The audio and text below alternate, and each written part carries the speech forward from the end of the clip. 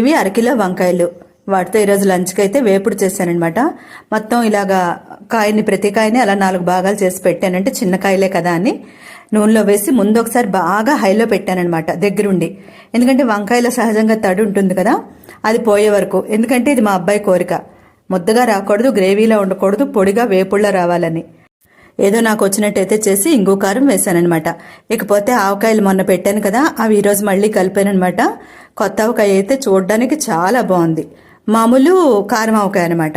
అంతేకాదు పెసరావకాయ కూడా పెట్టాను. ఇదిగో ఇది కారం ఆవకాయ, 7 కాయలు పెట్టాను. ఇది ఒకసారి బాగా కలుపుకొని ఇంకొంచెం నూనె పోసి మూత పెట్టి మళ్ళీ వాసన కట్టి దాచానమాట. తర్వాత 2 కాయలతో పెసరావకాయ పెట్టాను.